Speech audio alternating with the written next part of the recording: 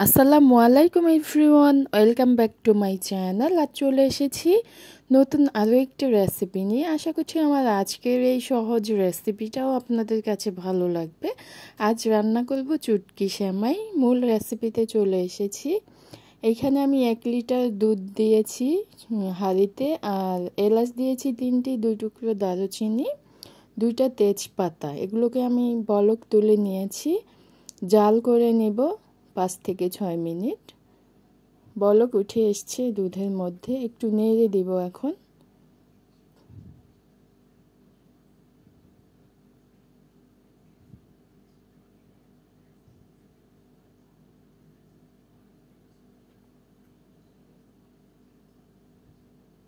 নেড়ে দিয়েছি। এখন দিয়ে দিচ্ছি এখানে চিনি, 1/2 কাপ পরিমাণে চিনি দিয়ে দিয়েছি। মিষ্টিটা যে যেমন খেতে পছন্দ করেন, আমার কাছে এটাই ঠিক মনে হয়েছে, আমি এটাই দিয়েছি।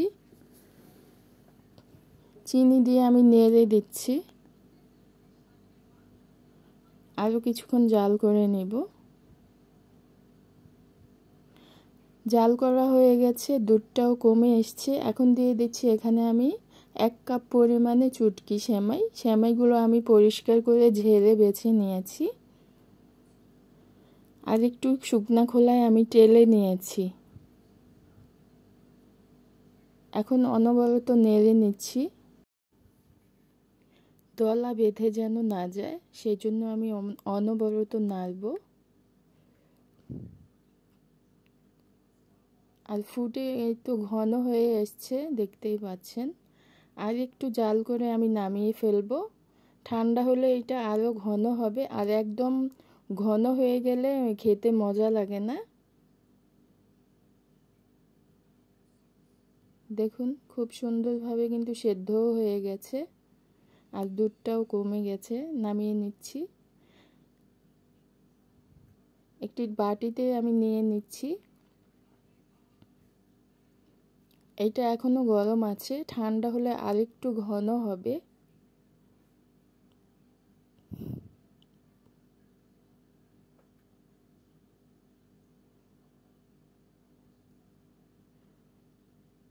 আমি উপর থেকে একটু কাঠবাদাম দিয়ে দিচ্ছি, আর কিছু কিশমিশ দিয়ে দিব।